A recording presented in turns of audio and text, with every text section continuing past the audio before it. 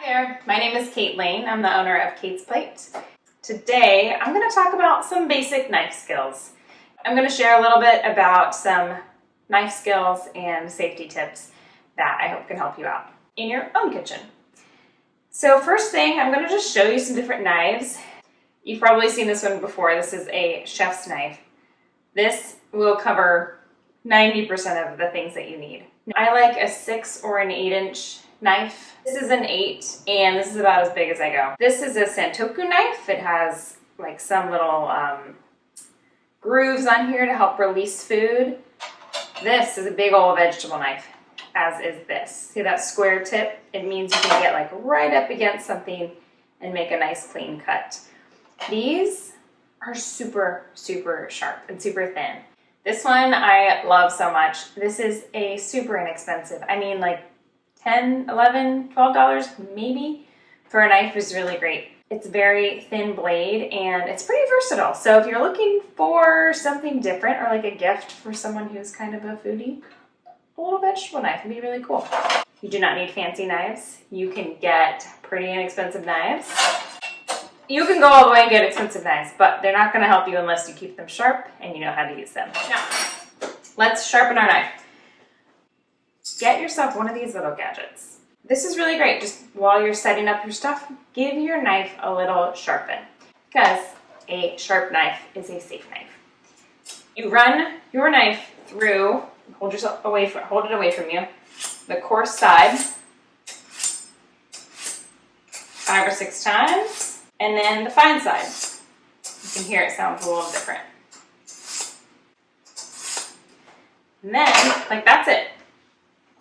Take a paper towel or a wet washcloth and wipe it down because you don't want those little metal shavings in your food. Probably the biggest thing that I want you to take away from this is cutting on a flat edge is going to be so much safer.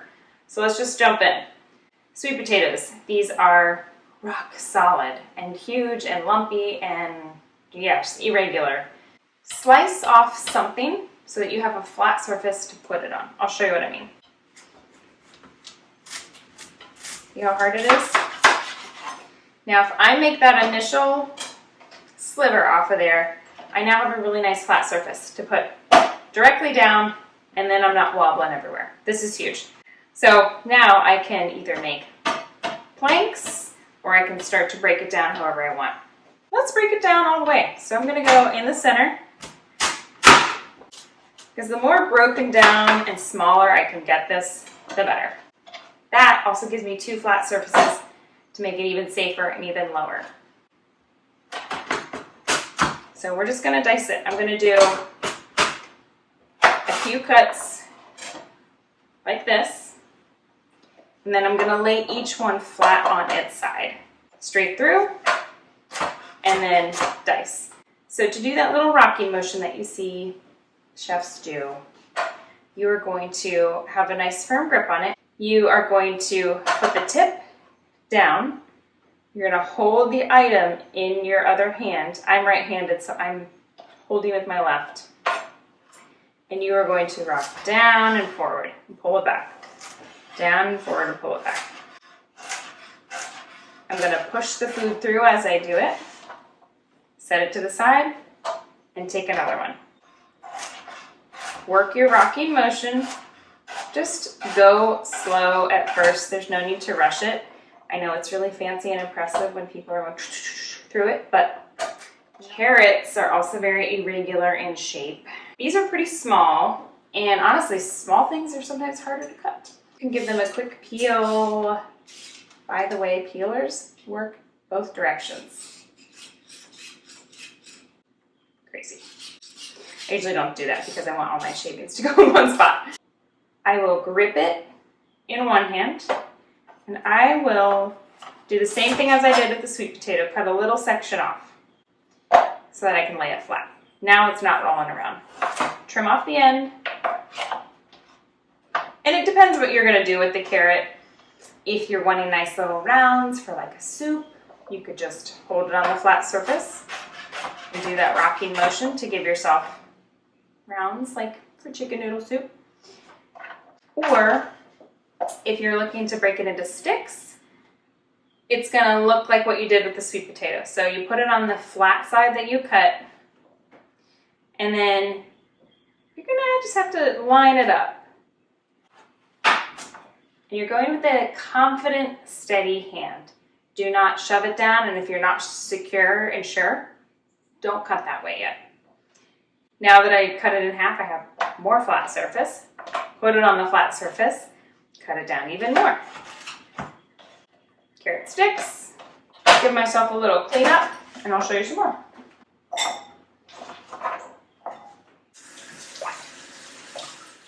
Let's cut up a pepper. For this one, I'm going to use my vegetable knife. Again, giving it a really quick, easy sharpen.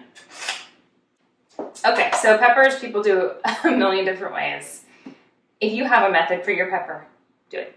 I pick a groove, and I kind of rotate the pepper around my knife. Then you can open it up.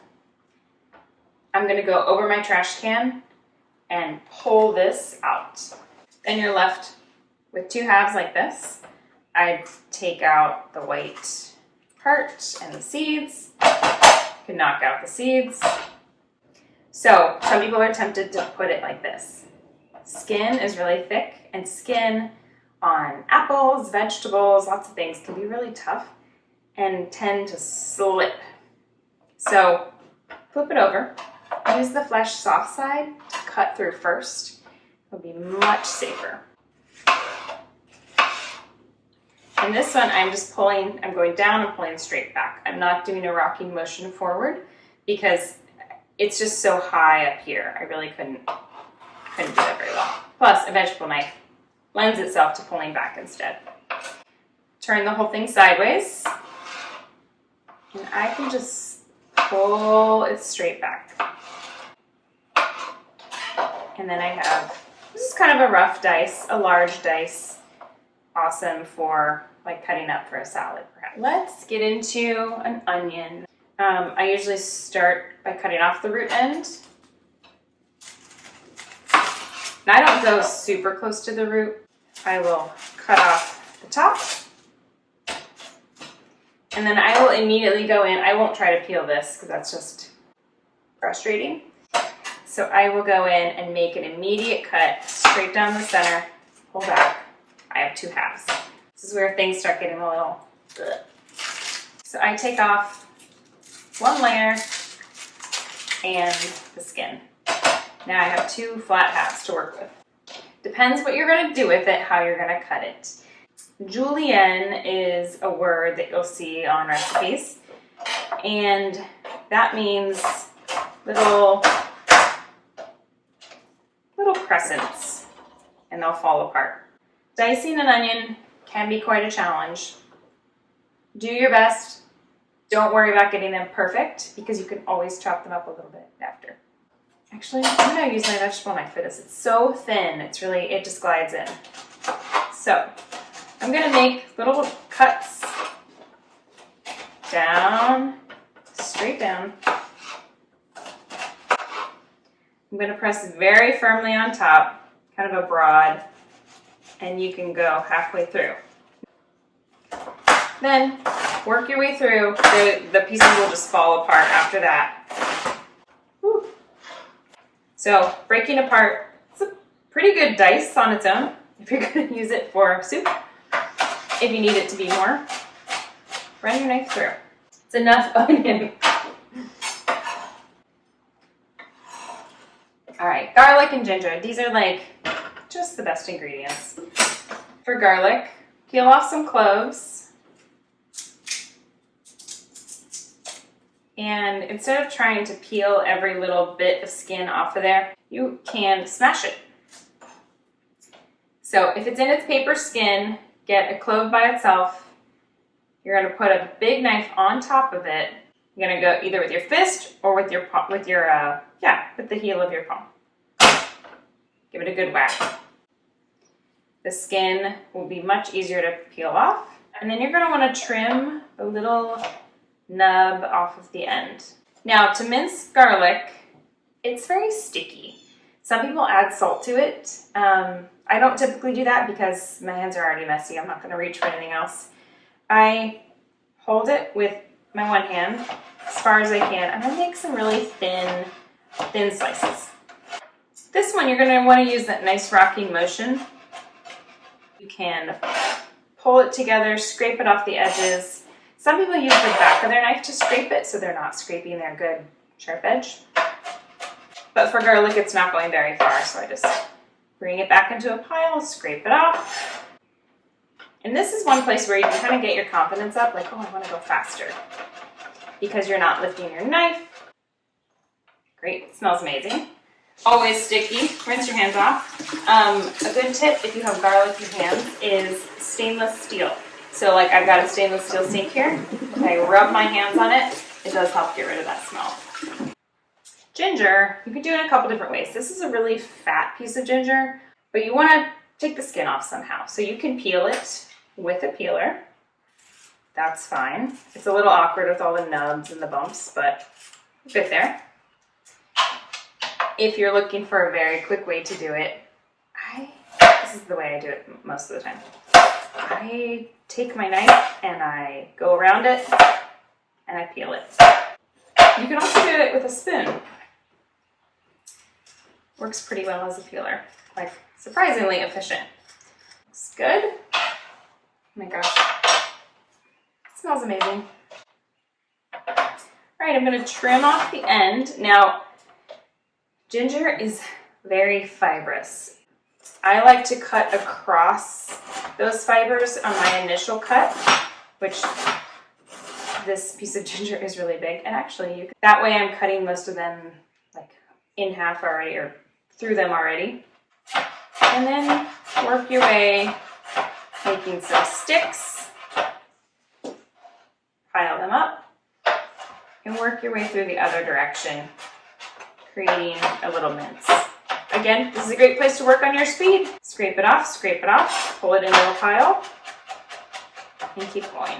All right, that looks about the same size as the garlic, so I'm gonna put them both in here and use them later for a dish. One last veggie. This is an easy one. This one, since it's softer, I'm less concerned about, like I was with the sweet potato, about having it falter. I trim off the ends. Actually, I'm going to use my veggie knife because it's so sharp. And then I'm going to cut it in half, breaking it down. Then I'm going to cut it once through the center, pull back. Now I can put it on a flat surface. And then you can either, if you love a chef's knife, you can rock your way through, make little half moons. These are great shapes for sauteing or roasting. Or if you're using your vegetable knife, there's not a curve on the bottom, so you pull. Go straight back. So I hope you try some new knife skills if you learned anything or are just more confident. This is the main key, cutting a flat surface so you can put it down. That works with large things too, like watermelon. Don't cut your wiggly watermelon. Cut a portion off and then sit it down there, work your way around it, start breaking it down. Just go confidently, sharpen your knives, and have fun cooking. Thank you.